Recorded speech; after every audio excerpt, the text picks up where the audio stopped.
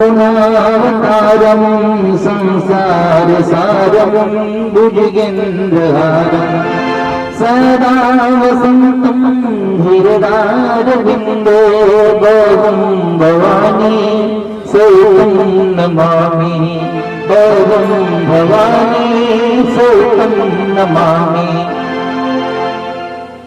श्री भागवत भगवान की हो आरती, पापियों को पाप से है तारती। श्री भागवत भगवान की हो आरती, पापियों को पाप से है तारती।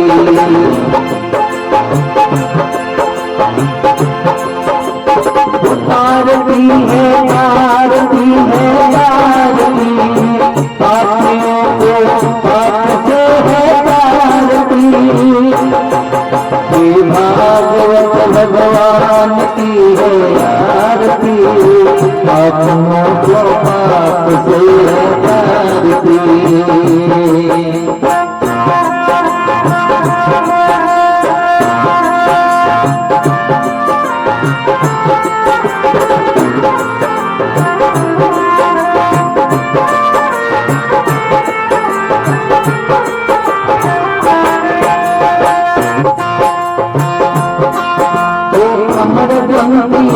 मुक्ति पंक्तियों अंतिम वो निराला, मुझको जलाने वाला है। वो अमर पंक्तियों मुक्ति पंक्तियों अंतिम वो निराला, मुझको जलाने वाला है। हरि नाम यही हरि नाम यही हरि नाम यही हरि नाम यही जगमंगल की आरती, पापियों को पाप से है तारती। भागवत भगवान की है आरती, पापियों को पाप से है तारती।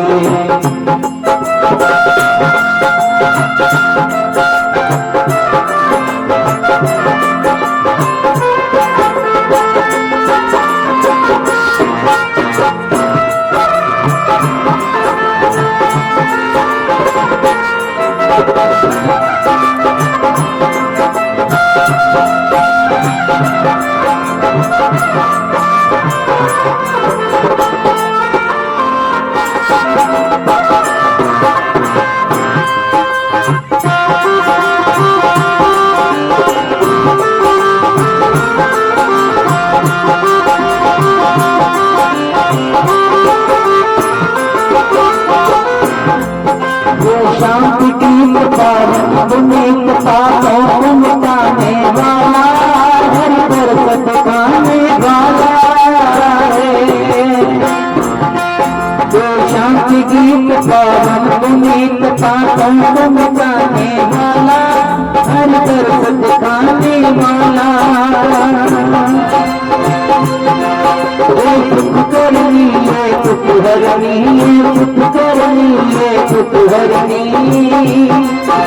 मधुसूदन की आरती, पापियों को पाप से है तारती। भागवत भगवान की है आरती, पापियों को पाप से है तारती।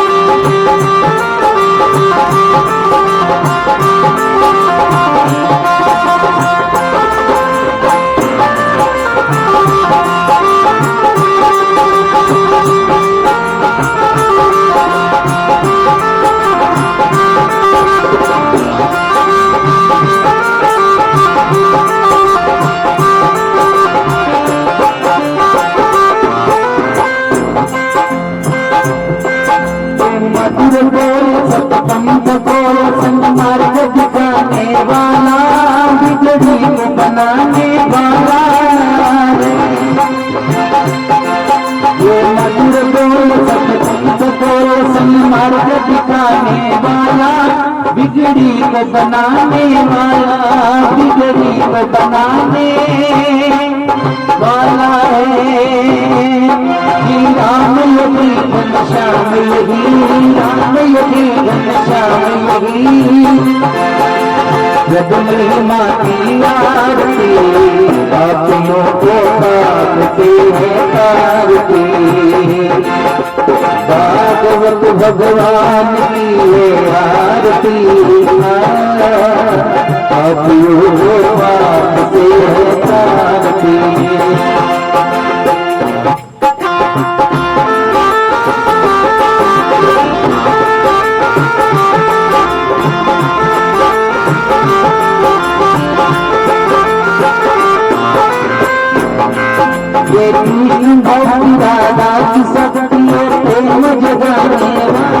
शंकर भगवान की तपस्या को भंग किया और शंकर भगवान की तीसरी आंख खुली। जब शिव तीसर नयन उघारा, चितवन काम भयो जरि छारा। शंकर भगवान की तीसरी आंख से जल करके तेरा पति कामदेव भस्म हो गया। अब रति तू रोती रोती गई शिव जी के पास, हाथ जोड़कर कहती है मेरे पति को मार दिया, मैं किसके सहारे जीऊंगी। तब शंकर भगवान ने तुझे वरदान दिया था कि जब यदुवंश कृष्ण अवतारा, होय तनय पति कृष्ण तुम्हारा। कृष्ण का तनय होकर के, कृष्ण का बेटा बनकर के यदुवंश के अंदर तुम्हारा पति कामदेव भगवान कृष्ण का बेटा बनकर के जन्मेगा और वही तुझे मिल जाएगा। शिव जी के वरदान से यही तेरा बेटा जो पुत्र मान रही है, ये पुत्र नहीं बल्कि तेरा पति कामदेव है। विद्यावती ने प्रद्युम्न जी से विवाह कर लिया और प्रद्युम्न जी जब बड़े हुए तो संबरासुर को मार करके अपनी पत्नी को लेकर के वापस अपने माता पिता भगवान कृष्ण और रुक्मणी के पास आए। अब इतना जो समय बीता ना, इतने समय में सुखदेव जी कहते हैं परीक्षित तुम्हारे भगवान कृष्ण ने 16,107 विवाह और कर दिए। एक तो कल हुआ था और इतने समय में 16,107 विवाह और कर दिए। तो परीक्षित कहता है महाराज भगवान ने इतने विवाह किए, कैसे हुआ। तो सुखदेव जी कहते हैं ध्यान से सुनना, विवाहों की कथा बड़ी सुंदर है। भगवान का दूसरा विवाह हुआ था भालू की बेटी के साथ। अब फिर प्रश्न होता है महाराज भालू की बेटी और भगवान की पत्नी कैसे बनी।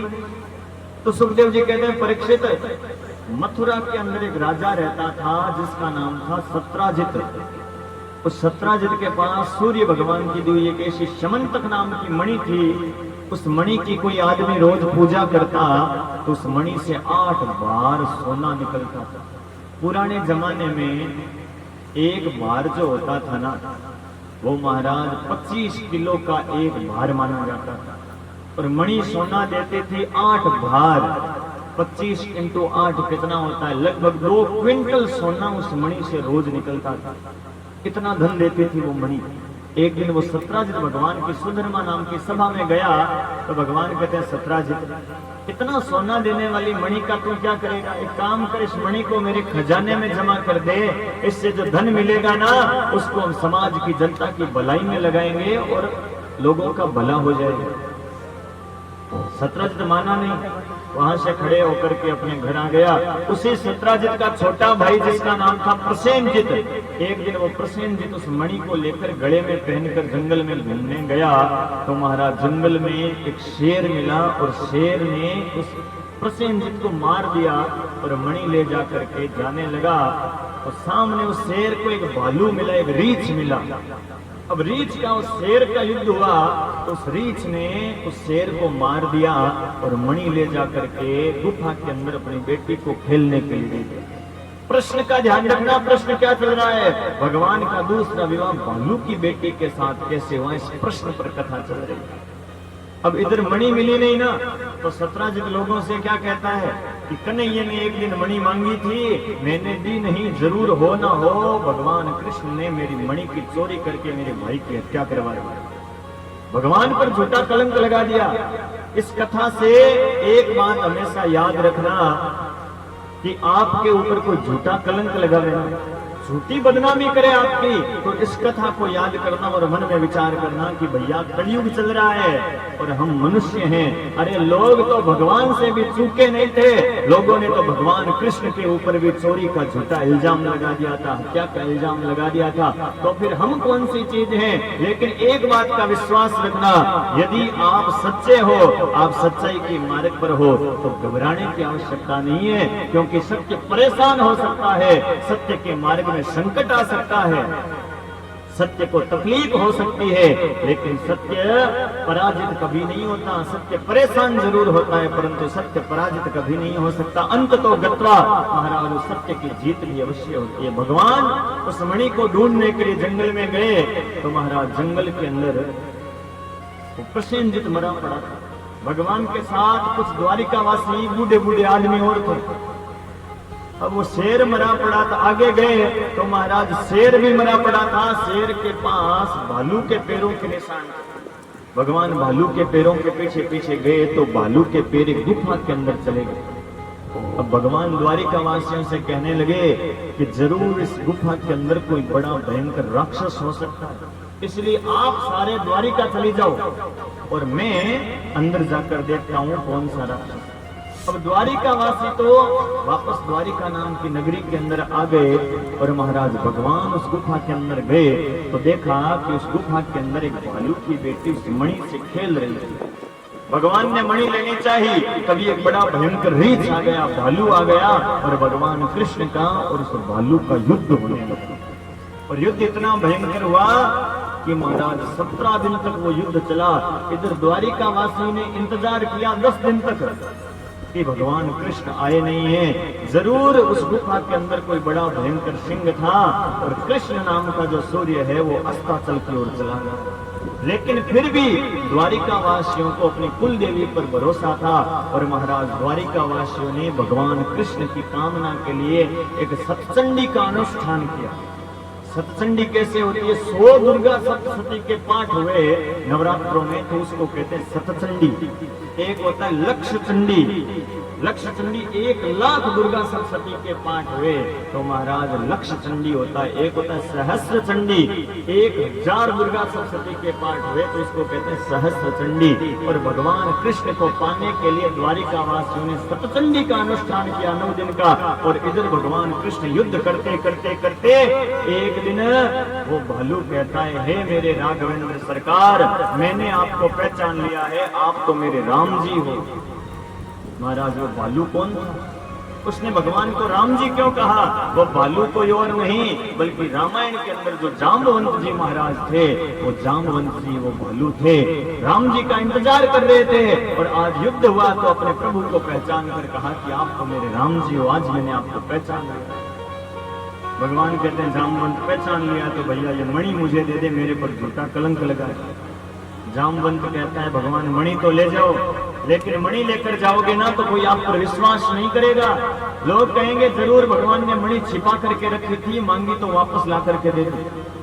इसलिए कोई सबूत लेकर के जाओ, कोई गवाह लेकर के जाओ, विटनेस लेकर के जाओ जो आपकी गवाही दे दे।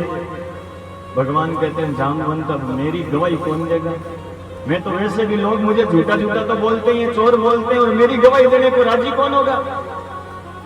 जाम्बवंत कहता है भगवान गवाह की चिंता मत कीजिए, मेरे पास एक गवाह देखो, मेरी एक बेटी है जाम्बवती, अब मैं उसको तो आपके चरणों में समर्पित करना चाहता हूँ और आपकी भक्ति करना चाहता हूँ। मणि को तो लेकर जाइए, लेकिन मणि के साथ साथ मेरी बेटी जाम्बवती को और लेकर के जाइए। इस प्रकार भगवान का दूसरा विवाह हुआ भालू की बेटी जाम्बवती के साथ। अब इधर देखो द्वारिकावासी सत्संगी का अनुष्ठान कर रहे थे और जैसे ही सत्संगी का अनुष्ठान पूरा हुआ और महाराज पूर्णाहुति करी है, उसी समय पूर्णाहुति करते ही भगवती जगदम्बा की कृपा से भगवान कृष्ण वहां आकर के प्रकट हो गए और सब ने भगवती का जयकारा लगाया। बोलिए भगवती जगदम्बा भवानी की। भगवान कृष्ण का दूसरा विवाह हुआ भालू की बेटी के साथ। अब मणि ला करके भगवान ने वो मणि दे दी सत्राजित को। अब सत्राजित को बड़ी शर्म लगी कि मैंने तो भगवान पर झूठा कलंक लगा दिया, लेकिन मणि तो भगवान के पास थी नहीं। तो सत्राजित ने भगवान कृष्ण से एक रिश्ता जोड़ा। सत्राजित की एक बेटी थी जिसका नाम था सत्यभामा। और भगवान के साथ 17 जितने अपनी बेटी सत्यभामा का विवाह भगवान कृष्ण के साथ कर दिया और वो मणि भगवान को दहेज के अंदर दे दी कि इस मणि से वह जनता की समाज की भलाई का काम है। भगवान का तीसरा विवाह हुआ सत्यभामा नाम की राजकुमारी के साथ। एक बार भगवान कृष्ण और अर्जुन कहीं घूमने निकले तो यमुना नदी के किनारे एक सांवले रंग की कन्या बैठी थी। अर्जुन ने पूछा, देवी आप कौन हो? तो वो कन्या कहती है, मेरा नाम कालिंदी है, लोग मुझे यमुना कहते हैं और मैं भगवान कृष्ण को पति के रूप में पाने के लिए तपस्या कर रही हूँ। अर्जुन कहता है, भगवान तो मेरे पास बैठे, अभी विवाह करवा देता हूँ। तो भगवान का चौथा विवाह हुआ कालिंदी नाम की राजकुमारी, यानी कि यमुना जो है ये भगवान की चौथी पत्नी।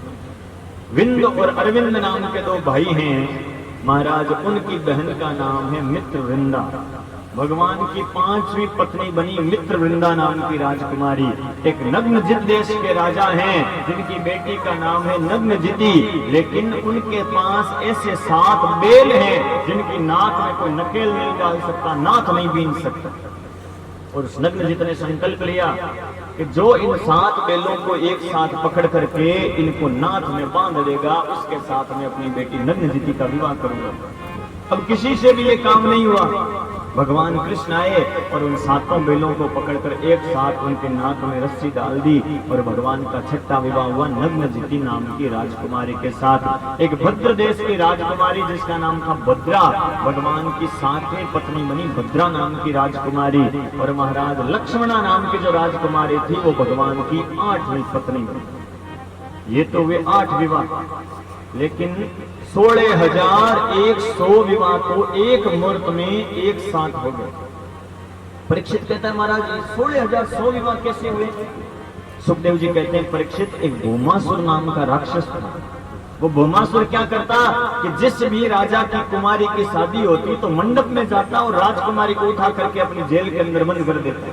उसने सोचा कि जब ये राजकुमारियां 21,000 होगी तब मैं इनके साथ विवाह करूंगा। और राजकुमारियां हुई 16,100। भगवान कृष्ण गए और महाराज भौमासुर का उद्धार किया और उद्धार करके उन राजकुमारियों को जेल से मुक्त किया और कहा कि देवियों अब आप अपने अपने घर चली जाओ। तो राजकुमारियों ने अपनी गर्दन नीची करी, बोली भगवान कहाँ जाएं? अब अपने पिता के घर नहीं जा सकती, क्योंकि यदि हम अपने पिता के घर जाएंगी तो पिता के ऊपर भार बन जाएंगे। भगवान कहते हैं, देवी ये क्या बात करती हो? बेटी बाप के ऊपर कभी भार बनती है क्या? अरे भार कैसे बनोगी? तो महाराज वो कन्याएं कहती है, राजकुमारियां कहती है कि भगवान बेटी बाप के ऊपर कभी भार नहीं होती, लेकिन बेटी बाप के घर में कंवारी रह जाए ना तो वो बाप के ऊपर भार जरूर होती है। अब हम ऐसी राजकुमारियां हैं जो भौमासुर जैसे राक्षस की कैद में रही हैं, तो कोई भी समझदार राजकुमार हमसे शादी नहीं करेगा और हमारी शादी नहीं होगी तो हम अपने पिता के ऊपर भार बन जाएंगे, इसलिए पिता के घर नहीं जाएंगे। भगवान ने सोचा अब तो इनके पास 2 ही मार्ग बचे, या तो अपने आप को कुएं के अंदर डाल करके अपने प्राणों की हत्या कर लेवे, या फिर किसी गलत मार्ग को, पाप के मार्ग को पकड़ लेवे। और एक साथ इन राजकुमारियों ने पाप का मार्ग पकड़ लिया तो समाज के अंदर अन्याय फैल जाएगा, पाप फैल जाएगा। भगवान ने उस पाप को रोकने के लिए उनसे कहा कि देवियों आपकी अन्य इच्छा नहीं है ना, कोई अन्य राजकुमार आपसे शादी नहीं करेगा, लेकिन मैं द्वारिका का राजा कृष्ण आप सबको अपनी पत्नी बनाने के लिए स्वीकार करता हूं। देखो यहाँ समझने की बात है कि भगवान चाहते ना तो उन राजकुमारियों को अपने महल में दासियां बना सकते थे, नौकरानियां बना सकते थे, शरण दे सकते थे, लेकिन भगवान ने कितनी बड़ी कृपा की, उन्हें इज्जत के साथ जीने का इतना सुंदर अवसर दिया, उन सबको अपनी पटरानी बनाया है। और सब रानियों के लिए भगवान ने एक एक अलग अलग महल बना लिया। सारे विवाह कितने हुए? 16,108। और महाराज सबके लिए अलग अलग महल बनाया। एक दिन नारद जी महाराज ने मन में विचार किया कि भगवान के ठाठ हैं, 16,108 विवाह है और हमें तो रोटी भी अपने आप बनानी पड़ती है, अपने आप ही भोजन बनाना पड़ता है, सफाई भी अपने आप करनी पड़ती है, कपड़े भी धोने पड़ते हैं। भगवान से चलो चलकर मजाक करते हैं। नारद जी भगवान से विनोद करने के लिए भगवान के पास जाते हैं और हाथ जोड़कर कहते हैं, प्रभु आपके 16,108 विवाह, इतनी पत्नी है, 2-4 मुझे भी दे दो, कम से कम रोटी तो बड़ी बनाई मिलेगी। भगवान समझ गए नारद विनोद करने आया है। नारद जी कहते हैं कि भगवान कहते हैं नारद तुझे जो मेरी रानी पसंद आवे ना आज वो तू ले जा, लेकिन एक शर्त है, एक काम कर, मैंने सब रानियों के लिए अलग अलग महल बनाए हैं और जिस महल में मेरी रानी तुझे अकेली मिल जाए ना वो तेरी। नारद जी ने सोचा आज मौका बढ़िया है, सुबह से शाम गेड़ा लगाऊंगा, 200-300 को तो लेकर ही जाऊंगा, सब में तो भगवान होंगे नहीं। अब महाराज नारद जी सबसे पहले गए रुक्मणी के महल में। रुक्मणी ने नारद जी को बैठने के लिए आसन दिया, पैर धुलाए, ब्राह्मण को देख करके जीमने के लिए लड्डू जिमाए। अब इधर उधर देखा तो भगवान वहां बैठे बैठे भगवान का भजन कर रहे थे, वेद का पाठ कर रहे थे। वहां से निकले सत्यभामा के महल में गए। सत्यभामा ने भी नारद जी के पैर धुलाए, लड्डू खिलाए, जलपान कराया। वहां पर देखा तो भगवान अपने बच्चों को धनुर्विद्या सिखा रहे थे। वहां से निकले जामवती के महल में गए। जामवती ने भी नारद जी के पैर धुलाए, लड्डू खिलाए, जलपान कराया। वहां पर देखा तो भगवान अपने मंत्रियों के साथ मंत्रणा कर रहे थे। वहां से निकले कालिंदी के महल में गए। कालिंदी ने भी नारद जी के पैर धुलाए, लड्डू खिलाए, जलपान कराया। वहां पर देखा तो भगवान नींद ले रहे थे। वहां से निकले नग्नजिति के महल में गए। नग्नजिति ने भी नारद जी के पैर धुलाए, लड्डू खिलाए, जलपान कराया। वहां देखा तो भगवान भोजन कर रहे थे। नारद जी ने देखा 16,108 महीने सारी रानियां ऐसे पैर धुलाती है और सबके घरों में जाऊंगा ना तो आधे पैर तो नारद तेरे धुलते धुलते घिस जाएंगे। और सारी रानियां कम से कम 2-2 लड्डू खिलाती है। एक एक लड्डू भी खाऊंगा तो 16,108 लड्डू खाने पड़ेंगे। आज तो लड्डू जिम के पूरा हो जाएगा। नारद जी ने हाथ जोड़ लिए और कहा प्रभु देखो मुझे कोई विवाह नहीं करना, मैं तो मजाक कर रहा था। मैं तो आया इसलिए हूँ कि आपकी मैं लीला का दर्शन करना चाहता हूँ। आपकी माया कैसी है, कैसे एक साथ 16,108 महलों में आप प्रकट हो जाते हो। तो भगवान ने नारद जी को अपनी माया का दर्शन कराया। भगवान जैसे महलों से बाहर निकलते हैं तो भगवान का रूप एक बन जाता है और भगवान जैसे महल के अंदर जाते हैं भगवान के रूप 16,108 भगवान बन जाते हैं। नारद जी ने हाथ जोड़कर कह लिया प्रभु आपकी माया का कोई पार नहीं है। अरे मैं तो साधारण सा संत हूँ, ब्रह्मा आदि देवता, इंद्र आदि देवता भी आपकी माया को समझ नहीं पाए। आपकी लीला अपरंपार है। सांवरा थारी माया रो पायो तो नहीं पार रे।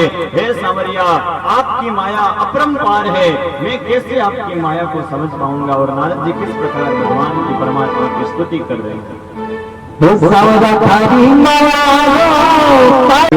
मंत्र पुष्पांजलिम हरि ओम यज्ञेन देवास्तान धर्मान्यासन्नतेहनाकं महिमानः सन्तु पूर्वेः साध्याः सन्ति देवाः हरि ओम एकलंकाय विद्महे वक्रतुण्डाय धीमहि तन्नो दन्ती प्रचोदयात्। सेवन्तिका बकुलचम्पकमण्डलाब्जे पूर्णाङ्गजातिकरवीररसालपुष्पे बिल्वा प्रवाल तुलसी दलमञ्जरी त्वं पूजयामि जगदीश्वर मे प्रसीद। नाना सुगंधि पुष्पाणि यथा कालोद्भवानि च पुष्पाञ्जलिर्मया दत्त गृहाणां परमेश्वरः। महामंत्र पुष्पांजलिं समर्पयामि। बोल लंबोदर गणेश जी महाराज की, नव दुर्गा महारानी की, हनुमान जी महाराज की, श्री रामचंद्र भगवान की, उमापति महादेव की, और गुणवंशी वाले की, श्रीमद् भागवत महापुराण की, श्री सुखदेव जी महाराज की, श्री ठाकुर जी महाराज की, भक्तवत्सल भगवान की, परीक्षित जी महाराज की, श्री व्यास जी महाराज की, अनंत कोटि सभी संत महात्माओं की, अपने अपने माता पिता गुरुदेव भगवान की, सर्वदेवमयी श्री गौ माता की। ओम नमः पार्वती पतये हर हर हर महादेव। शंभु काशीनाथ भगवान की। शंभु का नाम लो शिव शंभु का लागू भस्मे का ते नाम लो महालक्ष्मी का काटा लागो केसर का ते नाम लो परमेश्वर का काटा लागो चंदन का ते नाम लो रघुनंदन का काटा लागे गौरी का ते नाम लो गौरी का काटा लागे पानी का हो कट गया पानी का लगे जली का नाम हो हर हर